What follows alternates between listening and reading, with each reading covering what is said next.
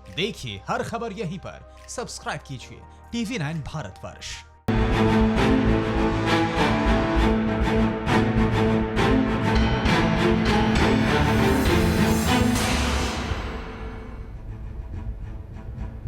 नमस्कार, स्वागत है आपका फिक्र आपकी पे। अगले 1 घंटे के सफर में हम आपको दिखाएंगे आपकी फिक्र से जुड़ी बहुत सारी खबरें। लेकिन आज एक ऐसा दिन है जब हमें लगता है कि वाकई में हद हो गई। क्यों? पहली खबर LAC पर एक कर्नल और 2 जवान, शहादत और खूनी खेल।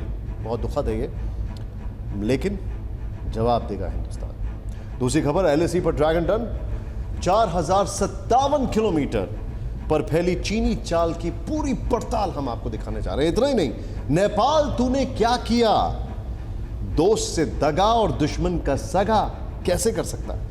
मोदी सरकार की नई रणनीति, आंकड़ों का आतंक नहीं, अब मौत से बचा। और एक और खबर, बस 30 मिनट और एंटीजन टेस्ट देगा कोरोना का पता। लेकिन शुरुआत करते हैं आज की सबसे बड़ी फिक्र से। और आज की सबसे बड़ी फिक्र है कि चीन ने एक बार फिर से 1962 की तरह हिंदुस्तान को धोखा दे दिया है, पीठ में छुरा मारा है। आज एक बार फिर एक तरफ बातचीत चल रही है और दूसरी तरफ क्या करते हैं चीनी, हमला कर देते हैं LAC पर। जवाब बहुत करारा दिया है भारत ने, लेकिन हमारे एक कर्नल और 2 जवान शहीद हो जाते हैं। इस कोरोना काल में कर्नल संतोष बाबू, हवलदार पलानी और सिपाही ओझा ने सर्वोच्च बलिदान दिया है। इस खबर से पूरा देश और दिल्ली दहली हुई है। यह घटना इसलिए भी बहुत बड़ी है क्योंकि ग्राफिक्स के जरिए आपको समझाएं, क्योंकि भारत चीन वास्तविक नियंत्रण रेखा यानी LAC पर पिछले 45 साल में ऐसा पहली बार हुआ है। इससे पहले 1975 में अरुणाचल प्रदेश में चीन के सैनिकों ने घात लगाकर हमला किया था, जिसमें 4 जवान शहीद हुए थे। हालांकि 62 के बाद से LAC पर दोनों तरफ की सेनाएं गोली नहीं चलाती हैं और इसमें दोनों ही देशों की सहमति भी है। अब तक झड़प और पथराव में जवानों के घायल होने की खबरें आती रही, लेकिन फिक्र की बात यह कि आज की जो जानकारी है, आज की जो खबर है, उसमें ऐसा पथराव होता है, ऐसे डंडे लाठी चलते हैं कि हमारे 2 जवान और 1 कर्नल शहीद हो जाते हैं। कैसे संभव है? और भारत के साथ ये बहुत बड़ा धोखा है। क्यों? जिसने 4057 किलोमीटर लंबी LAC की फिक्र बढ़ा दी। और स्थिति को संभालने के लिए 2 स्तर पर काम हो रहा है। एक स्तर दिल्ली में मीटिंग हो रही है और ये बहुत गंभीर विषय है क्योंकि दूसरी तरफ गलवान वैली में भी मीटिंग चल रही है। मीटिंग तो पहले भी चल रही थी, लेकिन फिर चीन ने ऐसा क्यों किया?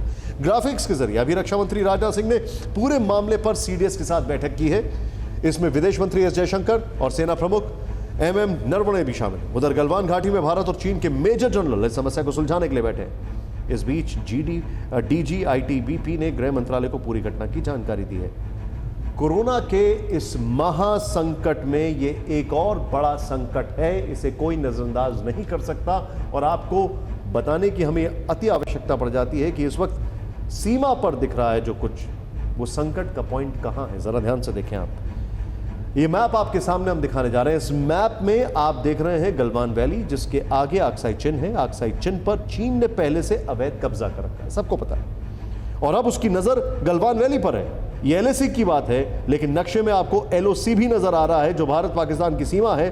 खतरा वहां से भी आ रहा है। बताया जा रहा है कि मौजूदा संकट को देखते हुए पाकिस्तान के टॉप ऑफिशियल ISI के दफ्तर में मीटिंग कर रहे हैं। पाकिस्तान के टॉप ऑफिशियल ISI के दफ्तर में मीटिंग कर रहे हैं।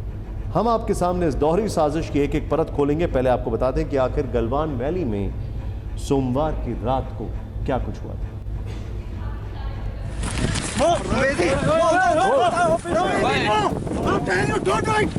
चीन की सेना पीपल्स लिबरेशन आर्मी यानी PLA वास्तविक नियंत्रण रेखा पर ऐसी गुस्ताखी बार बार करती रही है।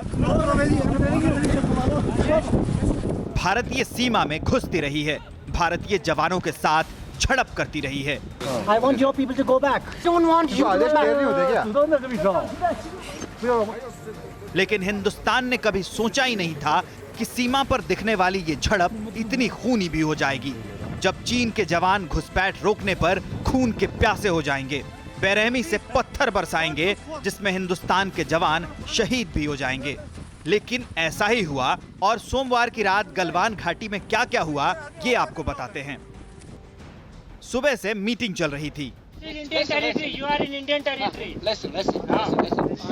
4 मई से गलवान घाटी में भारत और चीन की सेना आमने सामने है और इस गतिरोध को तोड़ने के लिए कई स्तरों पर बातचीत जारी है। डिफेंस सूत्र बताते हैं कि सोमवार को भी सुबह 7:30 बजे से दोनों देशों की सेनाओं के बीच ब्रिगेडियर लेवल की मीटिंग चल रही थी, लेकिन इस मीटिंग का कोई नतीजा नहीं निकला और तय किया गया कि रात में भी गलवान वैली में मीटिंग होगी। रात की मीटिंग में बहस। आसानी से समझा जा सकता है कि जब रात में भारत और चीन की सेना की मीटिंग शुरू हुई होगी तो क्या हुआ होगा। चीन लगातार भारतीय क्षेत्र को अपना बता रहा है और चीन की सेना भी अड़ी रही होगी, जिसे डिफेंस एक्सपर्ट इस वक्त की सबसे बड़ी चिंता बता रहे हैं।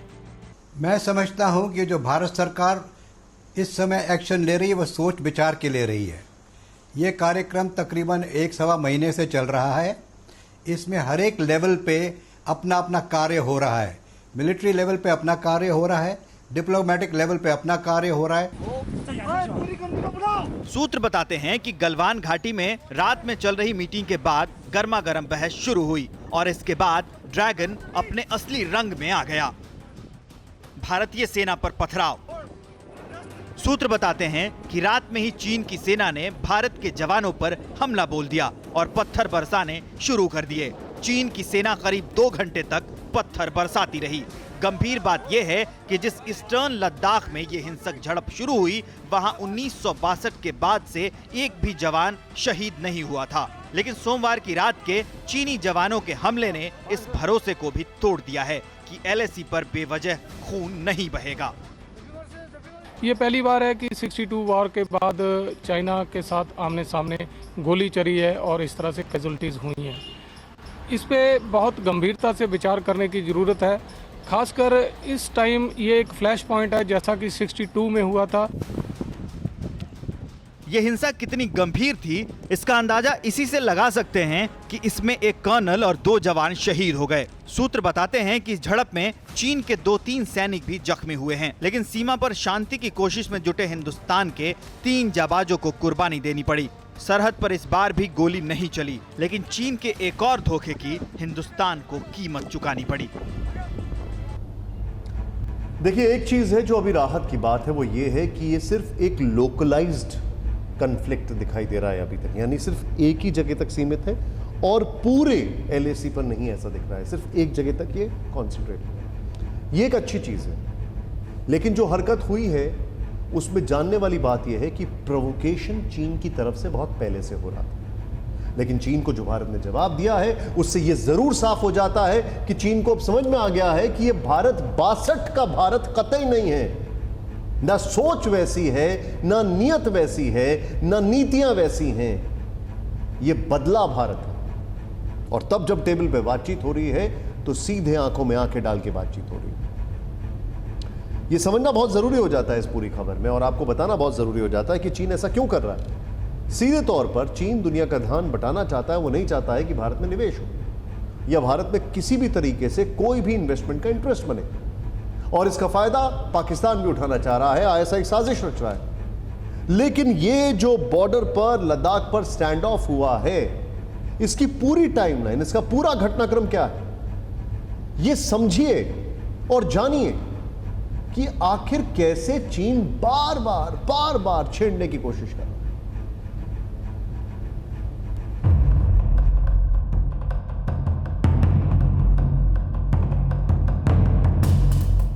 दुनिया में कोरोना वायरस फैलाने वाले चीन की गिद्ध नजर हिमालय पर है, जहां पर उसकी सेना 19 और भारत की सेना 20 पड़ती है। लेकिन भारत जब कोरोना से निपटने में व्यस्त था, तब चीन ने हिमालय के उस हिस्से में चाल चली, जहां चीन के इंफ्रास्ट्रक्चर के जवाब में भारत भी अपने इंफ्रास्ट्रक्चर बढ़ा रहा है। 4 मई की त्रिकोण चाल। वो तारीख थी 4 मई, जब गलवान घाटी से भारत और चीन के बीच गतिरोध की खबर आई, जब चीन की सेना गलवान घाटी, पेंगोंग लेक के फिंगर पॉइंट 4 और दौलत बेग ओल्डी के अंदर घुस आई थी। वैसे तो चीन की सेना अक्सर ही पेट्रोलिंग करती हुई भारतीय सीमा में घुस आती है, लेकिन सूत्र बताते हैं कि 4 मई को PLA ने पेंगोंग सो लेक और गलवान घाटी में डेरा डाल लिया था, जिस पर दोनों सेनाओं में झड़प हुई। इसके बाद चीन ने प्रेशर टैक्टिक्स की रणनीति अपनानी शुरू कर दी। इस समय वो लिमिटेड ऑब्जेक्टिव्स के संग आया है। लिमिटेड ऑब्जेक्टिव्स को वो मुकम्मल करने की कोशिश करेगा। अगर वो कोशिश करेगा मिलिटरीली, तो मिलिटरीली तो वो कोशिश में हार जाएगा, इसमें कोई शक नहीं है। अगर मिलिट्री टू मिलिट्री कॉम्बैट हो गया, which I hope it doesn't take place because it's a very expensive activity. चीन ने LAC पर 5000 सैनिक तैनात किए।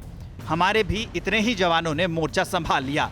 चीन ने LAC के पास टैंक पहुंचाने शुरू कर दिए, तो हमारी फौज ने भी टैंक और तोपें तैनात कर दी।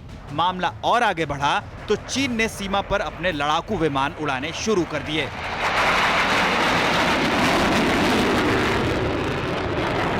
चीन ने इसी बीच PLA का युद्धाभ्यास कराया और चीन के सरकारी मीडिया ग्लोबल टाइम्स ने इसका वीडियो डालते हुए दावा किया कि चीन ने चंद घंटे में लद्दाख तक हजारों सेना को पहुंचाने की कामयाबी हासिल कर ली है। जाहिर है उसने डराने की हर संभव कोशिश की। चीन के ऊपर मेहरबानी करके कभी भी विश्वास मत कीजिए, कभी भी विश्वास मत कीजिए। चीन आज तक किसी का सच्चा मित्र नहीं रहा है। विश्व इतिहास इसका साक्षी है और भारत इसका अपवाद नहीं हो सकता। चीन की हरकतों के जवाब में भारत ने पहले मिराज और फिर सुखोई लड़ाकू विमानों को तैनात किया। जम्मू कश्मीर में हाईवे को रनवे में तब्दील करना शुरू कर दिया गया ताकि किसी भी इमरजेंसी में उन पर फाइटर प्लेन उतारे जा सके। चीन की प्रेशर टैक्टिक्स को समझते हुए भारत ने बोफोर्स तोप भी सीमा पर पहुंचाने शुरू किए ताकि चीन की साजिश का कड़ा जवाब दिया जा सके। हमारे तरफ से ये बहुत दुख है हमें कि हमारे एक कर्नल साहब और 2 जवान शहीद हुए हैं। ये इसी कारण ये एक्शन लिया गया है। तो जो हमारे जो सैनिकों में पंजाब रेजिमेंट में अत्यंत रोष है, उस there no doubt about it.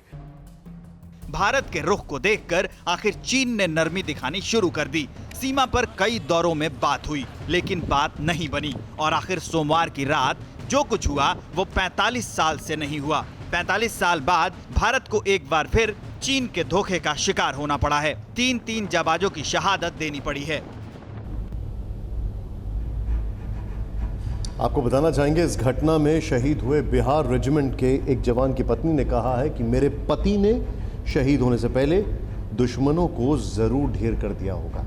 यह जज्बा इस देश का, यह हौसला हिंदुस्तान का है। हालांकि MAA ने बयान जारी कर कहा है कि दोनों ही तरफ नुकसान हुआ है और सीमा पर यथास्थिति बहाल की जा रही है। सुमित मेरे सहयोगी मेरे साथ हैं, वो आपको बता रहे हैं ग्राउंड पर क्या कुछ हुआ।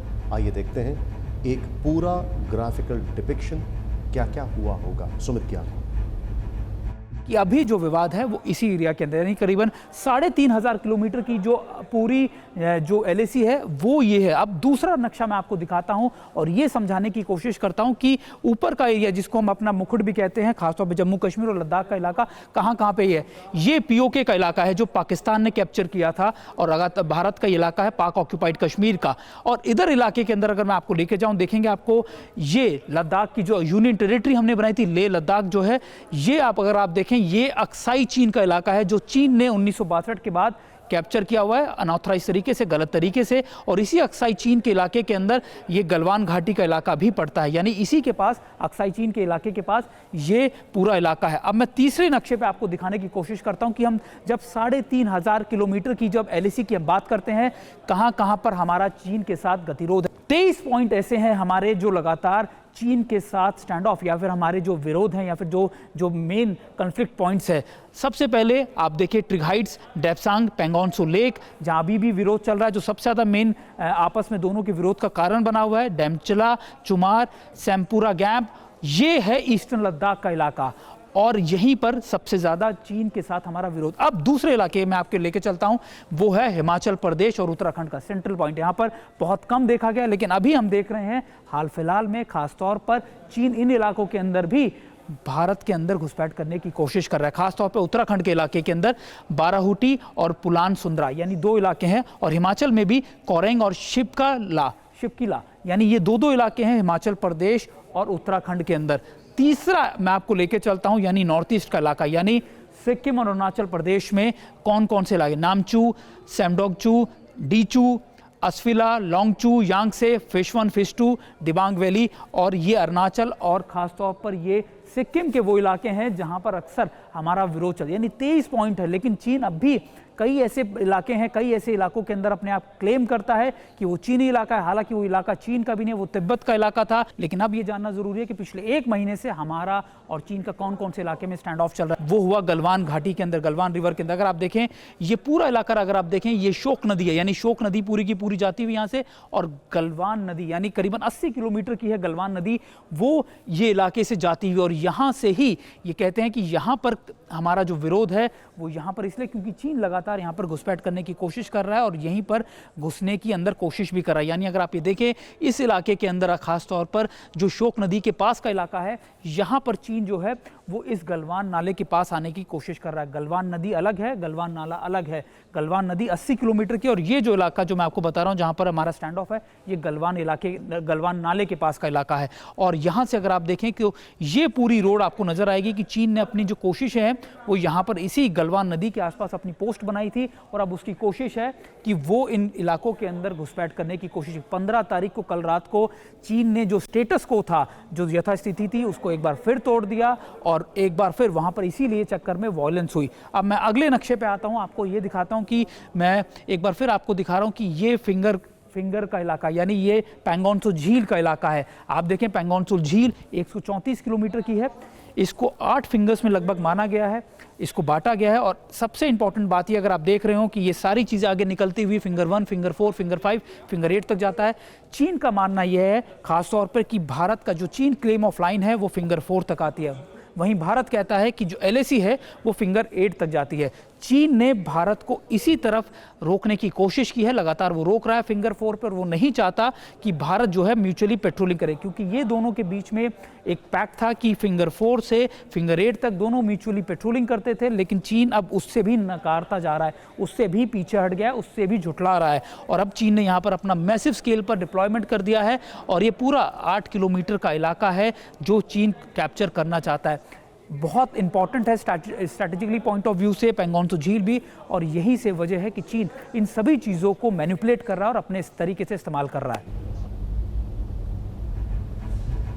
आप सभी के मन में एक सवाल होगा कि आखिर चीन ने ऐसा क्यों किया, क्या जरूरत थी उसको ये सब करने की। देखिए, बड़ी बात यह है, आपको जो बताना बहुत जरूरी हो जाता है कि जो भी शहादत भारतीय फौज के जवानों की हुई है, भारत उसे नहीं भूलेगा। और चीन को यह बर्दाश्त नहीं हो रहा है कि यह अलग भारत है। घबराहट भारत में नहीं, चीन में दिखाई दे रही है। पैनिक बटन वो दबा रहे हैं, और यह पैनिक बटन डेस्परेशन का ही ये एक तरीके से नतीजा है जो हालात आज बन गए हैं। लेकिन ये हालात बने क्यों, आइए देखते हैं।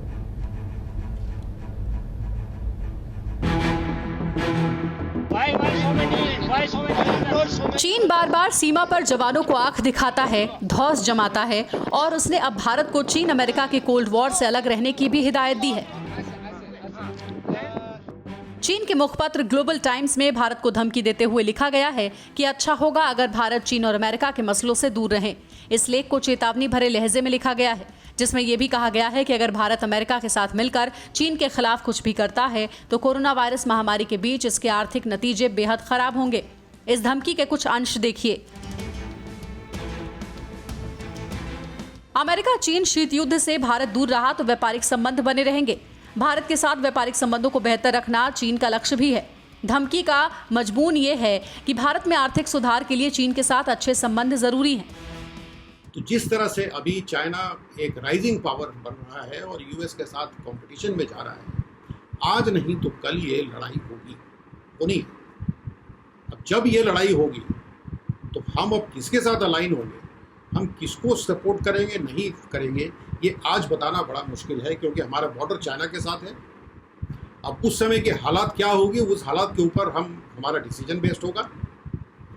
तो जाहिर है कि ये चाइना के भी इंटरेस्ट में है कि वो हमारा दोस्त बन के रहे, और यूएस के भी इंटरेस्ट में है कि वो हमारा दोस्त बन के रहे।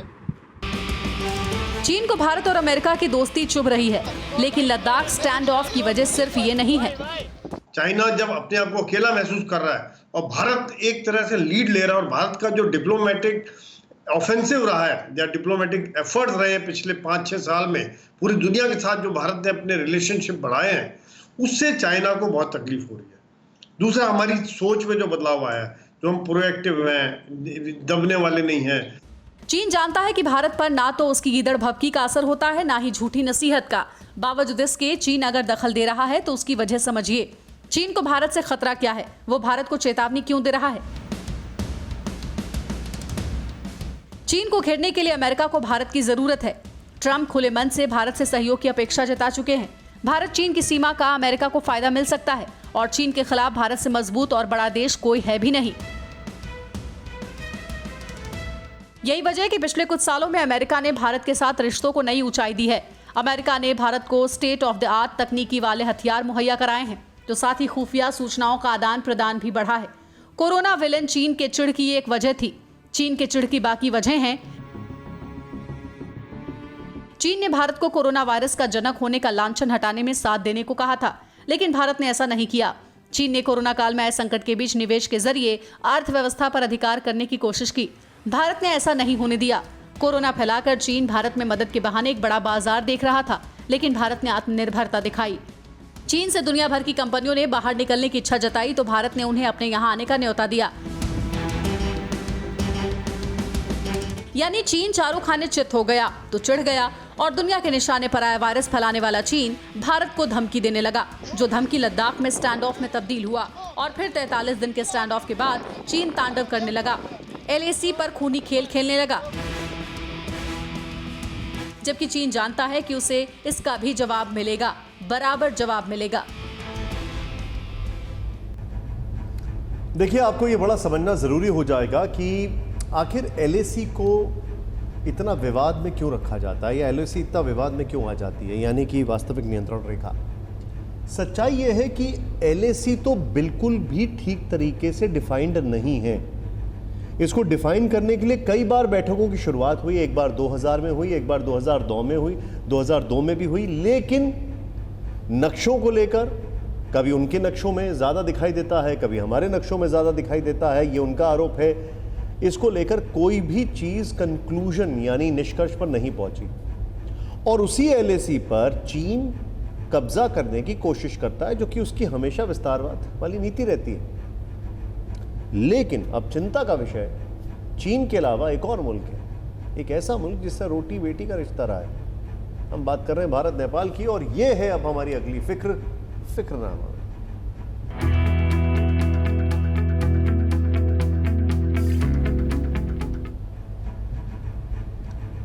कहते हैं कि नेपाल में जो कुछ भी आता था एक जमाने में, वो 90% भारत से ही आता था। गाड़ी भारत से आती थी और गाड़ी में पड़ने वाला पेट्रोल भी भारत से आता था।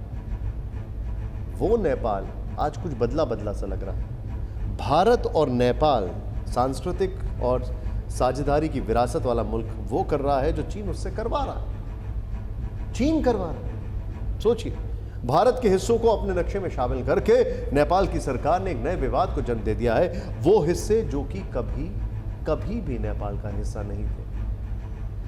ग्राफिक्स के जरिए आपको समझते हैं क्या मामला, ध्यान से देखें।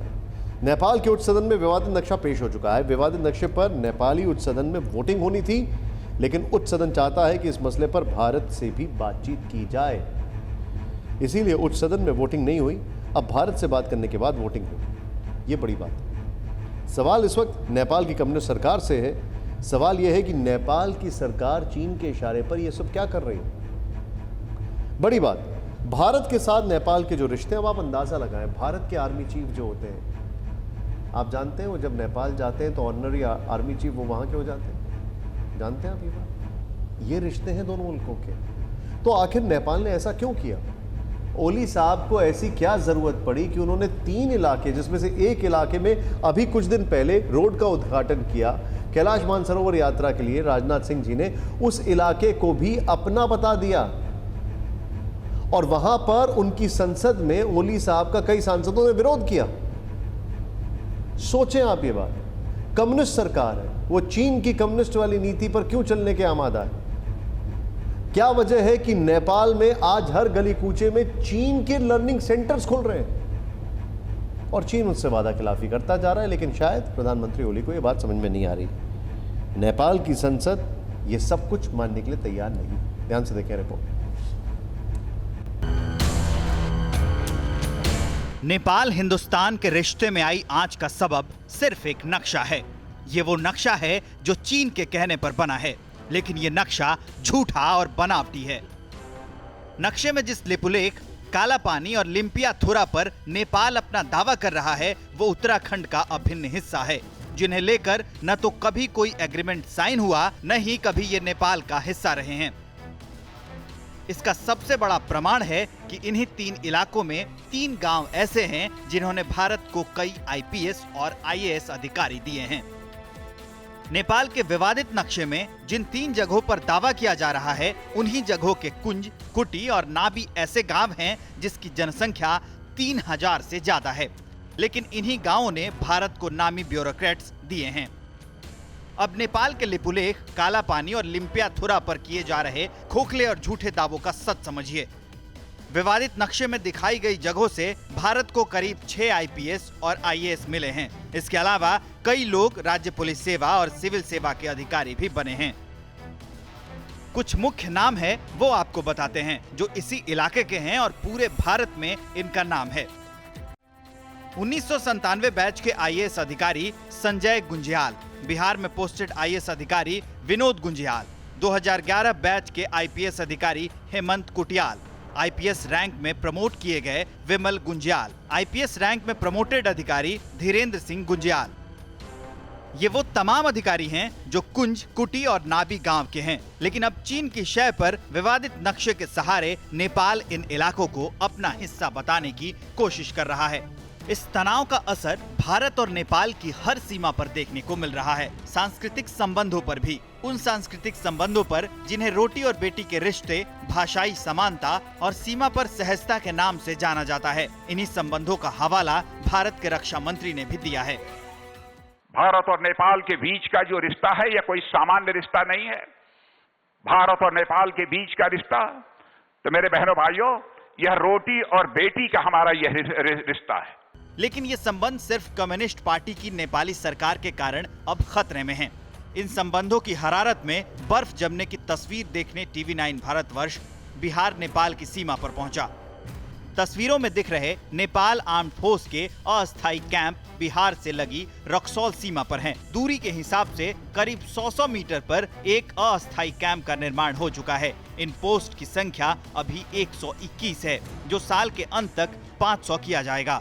नेपाल की सरकार चीन की दोस्ती में इतनी अंधी हो चुकी है कि उन्हें भौगोलिक बनावट और संबंधों का भी ध्यान नहीं है। एक कदम की दूरी पर 2 देशों की सीमा है और संबंध बेटी रोटी का है, लेकिन यहाँ तनाव है।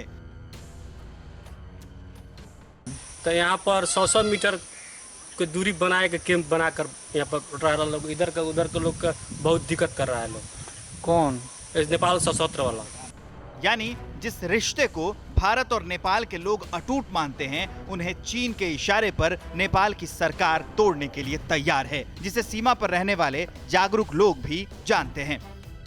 सारा विवाद ओली जी अपनी नाकामी को छिपाने के लिए तो उन्होंने जो ये काम किया सो किया ही, लेकिन एमिनेंट ग्रुप ने एक अनुशंसा की है जो भारत नेपाल के आवागमन को कानूनी रूप दिया जाए, जो अभी खुली सीमा है। और कोश्यारी जी ने बाड़ लगाने की अनुशंसा पर भी अपनी सहमति प्रदान की है। अब नेपाल पर चीनी प्रभाव और सांस्कृतिक रिश्ते का अंत समझिए। ये कैसे हो रहा है, इसे भी समझिए।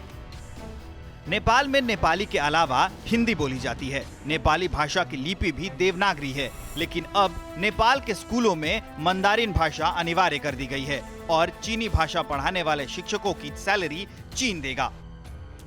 यानी भारत से दूरी और चीन से करीबी। इसलिए नेपाल में भारत के भूभाग को नेपाल के नक्शे में शामिल किया जा रहा है।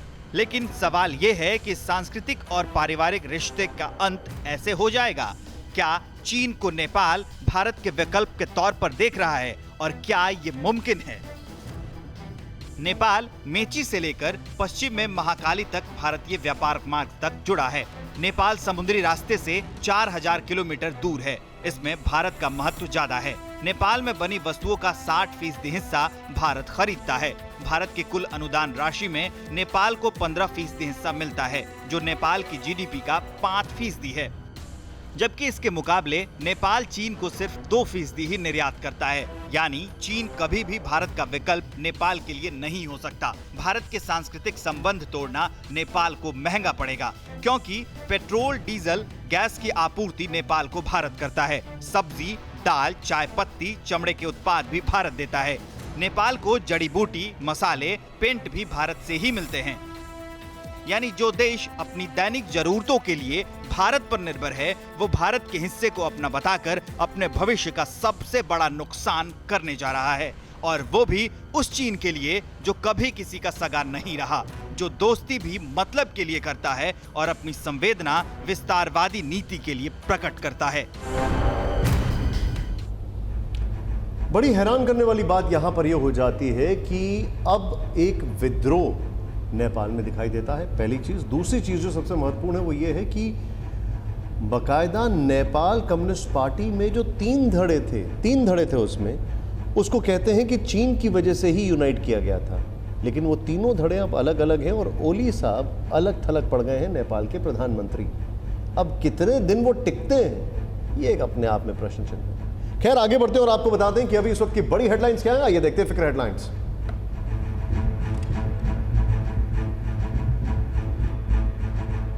चीन ने फिर दिया धोखा, एलएसी पर हिंसक झड़प में कमांडिंग ऑफिसर कर्नल संतोष बाबू समेत हवलदार पलानी और सिपाही ओझा शहीद। चीन के भी सैनिकों के मारे जाने की खबर। एलएसी पर हिंसक झड़प के बाद दिल्ली की रणनीति तैयार, रक्षा मंत्री राजनाथ सिंह के घर सीडीएस, आर्मी चीफ और विदेश मंत्री ने की बैठक। विदेश मंत्री एस जयशंकर ने प्रधानमंत्री से की मुलाकात, गृह मंत्री अमित शाह ने भी पीएम से की बातचीत। भारत चीन विवाद पर अमेरिका की नजर, रात 11:30 बजे राष्ट्रपति ट्रंप लेंगे इंटेलिजेंस ब्रीफिंग। एलएसी पर चीन के सैनिकों के उकसावे की वाली रिपोर्ट की लेंगे पूरी जानकारी। कोरोना पर पीएम मुख्यमंत्रियों की बैठक में बोले मोदी, अर्थव्यवस्था की पटरी पर लौटने के दिखने लगे संकेत, वायरस को रोकने के लिए टेस्टिंग और ट्रेसिंग दोनों जरूरी। दिल्ली में कोरोना के बढ़ते मामलों के बीच होटल सूर्या कोविड अस्पताल में तब्दील। होली फैमिली के साथ किया गया अटैच, सीएम केजरीवाल ने तैयारियों का जायजा लिया। देश में थम नहीं रहा है कोरोना की रफ्तार, 24 घंटे में 10,667 नए मरीज, संक्रमितों का आंकड़ा 3,47,000 के पार, 10,000 के पार पहुंचा मौत का आंकड़ा, 1,84,000 से ज्यादा मरीज ठीक भी हो चुके हैं। सोनिया गांधी ने प्रधानमंत्री मोदी को लिखी चिट्ठी, पेट्रोल डीजल के बढ़ते दाम वापस लेने की रखी मांग, आज लगातार 10वें दिन बढ़े दाम। महाराष्ट्र की अघाड़ी सरकार में दरार के संकेत, सामना में कांग्रेस को पुरानी खाट बताकर साधा निशाना, सरकार में मंत्री अशोक चौहान और प्रदेश अध्यक्ष बालासाहब थोराट पर बोला हमला। आतंक के खिलाफ ऑपरेशन में बड़ी कामयाबी, जम्मू कश्मीर के शोपियां में आज 3 आतंकियों को किया गया ढेर, एक महीने में 19 आतंकियों का हो चुका है सफाया।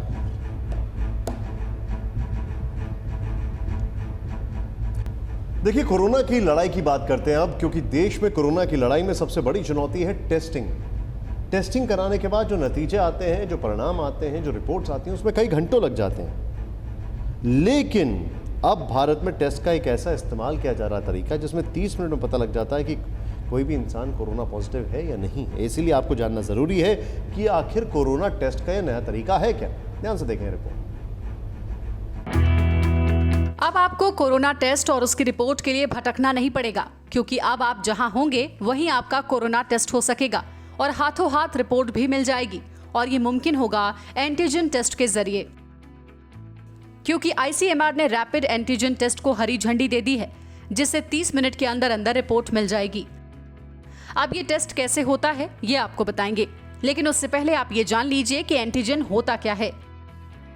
शरीर में कोई जब भी बाहरी चीज आती है, जैसे वायरस या बैक्टीरिया, तो उस बाहरी चीज को एंटीजन कहते हैं और उसका पता लगाने के लिए होने वाले टेस्ट को एंटीजन टेस्ट कहते हैं। रैपिड एंटीजन कुछ वैसा ही होता है जैसे प्रेगनेंसी की जांच होती है। टेस्ट किट में लार या नाक में पाए जाने वाले तरल के सैंपल को डाला जाता है और 30 मिनट के भीतर ये बता देती है कि उसमें कोरोना वायरस है या नहीं। देश में अभी तक कोरोना की सटीक टेस्टिंग का तरीका सिर्फ RT-PCR टेस्ट ही है और उसे ही पक्की जांच माना जाता है, लेकिन उसमें एक टेस्ट करने में 2 से 5 घंटे लगते हैं। लेकिन एंटीजन टेस्ट में वही काम 30 मिनट में हो जाएगा। कोरोना से जंग में ये बहुत मददगार साबित होगा, क्योंकि रिपोर्ट में देरी से संक्रमण फैलने का खतरा बढ़ता जाता है। उसमें पॉजिटिविटी आती है या नहीं आती है। इस तरीके से जो हमारी रैपिड टेस्टिंग है कंटेनमेंट जोन में, वो बहुत तेजी से बढ़ जाएगी। कम समय में जल्दी से जल्दी लोगों को पता चल पाएगा।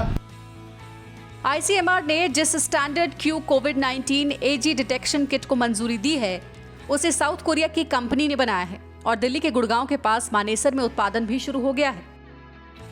एम्स और ICMR की टीम ने जब इन किट्स का परीक्षण किया तो नतीजे 99.3 से 100% तक सही मिले।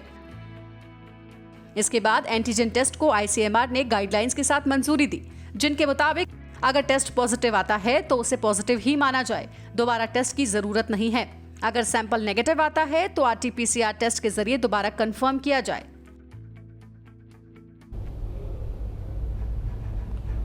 देश में कोरोना वायरस की बढ़ती रफ्तार के बीच प्रधानमंत्री नरेंद्र मोदी ने आज 21 राज्यों और केंद्र शासित प्रदेशों के मुख्यमंत्रियों के साथ मीटिंग की, जिसमें कोरोना को लेकर बातचीत हुई, लॉक अनलॉक के ऊपर बातचीत हुई और आगे की रणनीति पर विचार हुआ। इतना ही नहीं, देश में कोरोना से रिकवरी रेट 50% से ज्यादा हो गया है, ये प्रधानमंत्री ने बताया। दुनिया के बड़े बड़े एक्सपर्ट्स, हेल्थ के जानकार, लॉकडाउन और भारत के लोगों द्वारा दिखाए गए अनुशासन की आज भारी चर्चा हो रही है। आज भारत में रिकवरी रेट 50% से ऊपर चला गया है। ये वो राज्य और केंद्र शासित प्रदेश हैं जिसके मुख्यमंत्रियों और राज्यपाल के साथ प्रधानमंत्री मोदी ने कोरोना पर चर्चा की। हालांकि इन राज्यों में कोविड केस दूसरे राज्यों के मुकाबले कम हैं, लेकिन खतरा हर जगह तब तक बना हुआ है जब तक इसकी वैक्सीन नहीं आ जाती। अब जानिए कि इस मीटिंग में प्रधानमंत्री मोदी ने कौन कौन सी बड़ी बातें कही।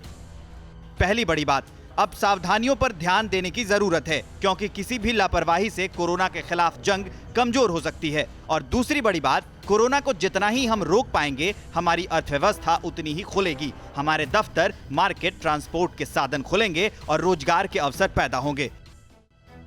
3 महीने बाद देश किस तरह कोरोना के कहर से अब उबरने लगा है, प्रधानमंत्री ने एक एक कर उसका भी जिक्र किया और सभी राज्यों का मनोबल बढ़ाया। पीएम ने कहा, देश में इस साल खरीफ की बुआई पिछले साल के मुकाबले करीब 13% बढ़ी है। इस साल मई महीने में पिछले साल मई की तुलना में 2 गुना खाद की बिक्री हुई है। 2 व्हीलर का उत्पादन लॉकडाउन से पहले के 70% के बराबर पहुंच चुका है। डिजिटल पेमेंट भी करीब करीब लॉकडाउन से पहले जितना होने लगा है, जिससे ये पता चलता है कि धीरे धीरे ही सही देश की रुकी अर्थव्यवस्था आगे बढ़ने लगी है। और आइए अब आगे बढ़ते हैं और आपको दिखाते हैं कुछ ऐसी खबरें जो उम्मीद की किरण है, यानी पॉजिटिव खबरें।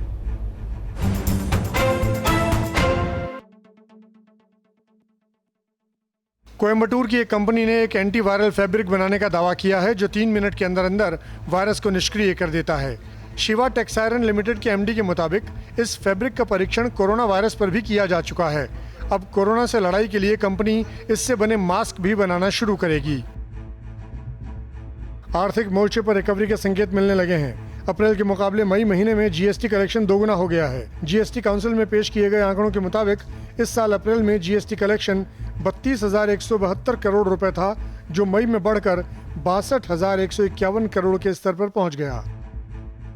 अमेरिका के डेलावेयर के हॉकेसिन शहर में भगवान हनुमान की 25 फीट ऊंची मूर्ति स्थापित की गई। ये अमेरिका में हनुमान जी की सबसे ऊंची मूर्ति है। काले ग्रेफाइट के एक ही टुकड़े से बनी इस मूर्ति को भारत में तेलंगाना के वारंगल में तैयार किया गया था, जिसे शिप के जरिए अमेरिका भेजा गया। 3000 किलो वजनी इस मूर्ति को बनाने में $1 लाख यानी करीब 76 लाख रुपए का खर्च आया है। महाराष्ट्र के आम लोगों और किसानों के लिए अच्छी खबर यह है कि पूरे महाराष्ट्र पर मानसून छा गया है। दक्षिण पश्चिम मानसून तटीय महाराष्ट्र से टकराने के बाद अब पूरे राज्य में छा गया है। उत्तर महाराष्ट्र और मराठवाड़ा क्षेत्र के कई हिस्सों में बारिश हुई है। ये वो इलाके हैं जहां हर साल पानी की दिक्कत का सामना करना पड़ता है। माना जा रहा है कि इस साल मानसून से महाराष्ट्र के किसानों को भी अच्छा खासा फायदा मिलेगा। ऑस्ट्रेलिया के मेलबर्न से लगे एक उपनगर में भारतीय क्रिकेटर सचिन तेंदुलकर और विराट कोहली के नाम पर सड़कों के नाम रखे गए हैं। इन सड़कों के नाम तेंदुलकर ड्राइव और कोहली क्रिसेंट हैं। माना जा रहा है कि दिग्गज भारतीय क्रिकेटरों को सम्मान देने के लिए इन सड़कों के नाम रखे गए हैं, लेकिन सच्चाई यह है कि दोनों दिग्गज क्रिकेटरों के नाम पर सड़कों का नाम भारतीय खरीदारों को लुभाने के लिए रखा गया है। ऑस्ट्रेलिया में ही कपिल देव के नाम से देव टेरेस नाम की एक सड़क मौजूद है।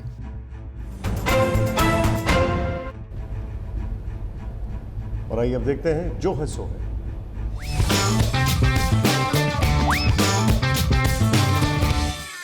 WHO ने कोविड की चुनौती के बीच जितने विरोधाभासी बयान दिए और यू टर्न लिए, उससे हमारे देश के यू टर्न विशेषज्ञ राजनेता भी हैरान हैं।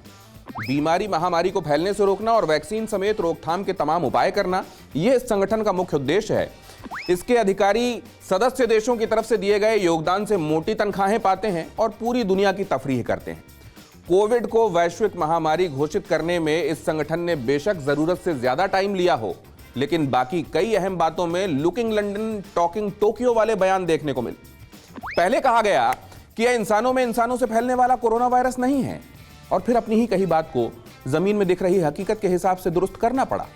वैक्सीन को लेकर एक अधिकारी ने कहा कि इसके आने में 2.5 साल का वक्त लग सकता है।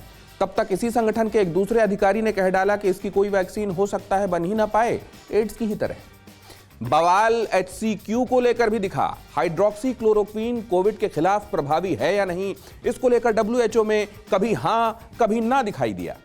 बिना लक्षण वाले कोरोना फैला सकते हैं या नहीं, इसको लेकर भी WHO ने खुद को एलिस इन द वंडरलैंड दिखाया। ये उलट बांसियां चीन के दबाव में है, अमेरिका के कड़े रुख से है, या नाकाबिलियत की वजह से, ये कहना तो मुहाल है। पर भाई अंदाजे ही लगाने हैं, टुल्ले ही मारने हैं तो सट्टा बाजार है ना, बाकी तो जो है सो है।